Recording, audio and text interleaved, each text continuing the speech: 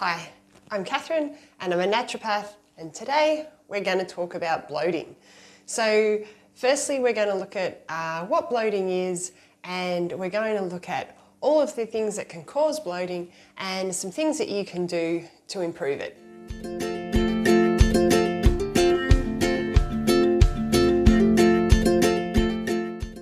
Okay, so today we're going to be looking at 6 things that can be causing bloating. So the first is what you eat, how you eat it, the state of your digestive system, your hormones, blood sugar, and even the state of your liver. So let's get started. Okay. So the first thing we're going to look at is digestion of fats and proteins. So your gallbladder plays a role in secreting bile salts to digest your fats. Often people who end up really bloated and often with loose bowels after having a fatty meal will find that this is the problem. And if this is the case, we want to look at your gallbladder. So lots of green leafy vegetables will really help with that to improve the state of your gallbladder. The next thing we want to look at is fibre. So if your diet is low in fibre, if you're having a lot of white refined grains, a lot of breads, bakery products, pasta, in some cases even too much white rice, what can happen is the fibre provides a fuel for the beneficial bacteria. And if that beneficial bacteria doesn't have the fibre to feed on, it can just get stuck and sluggish. The other thing to note is if you suddenly have all this fibre, your body doesn't know what to do with that either. So we want a bit of regular fibre coming in every day to help with to feed that beneficial bacteria and to keep everything regular. The next thing is blood sugar swings. So if you crave sweets, too much sugar in your bowels can upset it, cause bloating. So sugar will actually provide fuel for the opportunistic bacteria in your gut. So the bacteria that you don't want to have there feeds on sugar. So what we want to do is limit refined sugar in your diet and increase that fibre, and that will help to balance that out.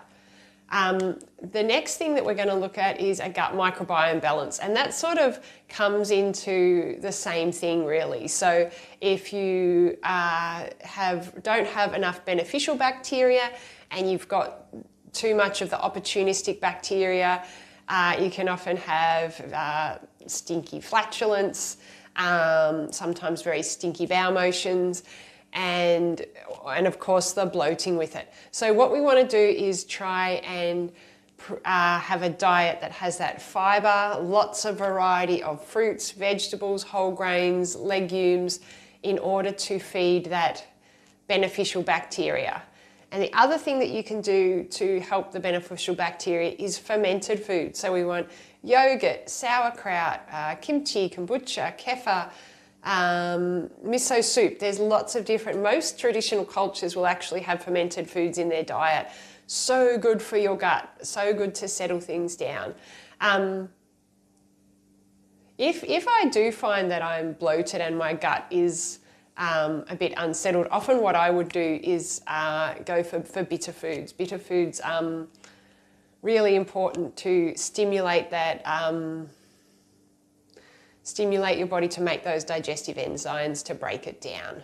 All right, the other thing we're going to talk about is stress and hormones. So stress, it comes hand in hand with what I've just said. So if you're stressed, your body's in that fight and flight mode rather than the rest and digest mode. Your body's not producing enough digestive enzymes here. And this is where we want to make sure you're chewing your food slowly, you're eating in a calm environment. Thinking about and smelling food can help to produce those digestive enzymes. You know when you walk past a restaurant and it smells good and your stomach just starts rumbling? That's your body going, oh, I can smell food, it must be coming. Let's make some digestive enzymes ready to break this up. So if you are eating on the run or in too much of a hurry, your body doesn't get a chance to do that. So for that reason, we really want to slow down, make sure you're eating really well.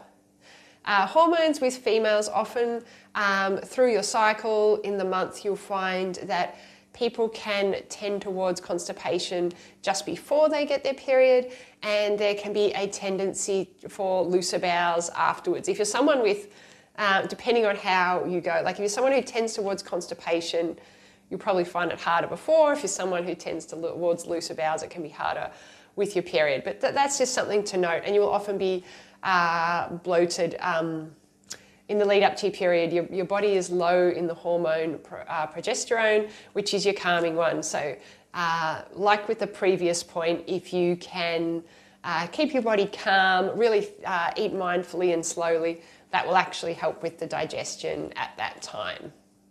So the last thing is food sensitivities and intolerances. So the major culprits are often wheat, dairy, and sometimes garlic or onion. So if you suspect that maybe you don't tolerate any of those foods well, try eliminating it from your diet for a month. One of two things will happen. Either you will feel better without it, or you'll feel worse when you reintroduce it. It's a really easy way to gauge it. Now I want to just say that in most cases, if you are willing to put in the effort to heal your gut with diet, food sensitivities generally aren't forever. They're often just an indication that your gut is not functioning well. But in most cases, once we get your gut going well, you can eat a much wider variety of foods.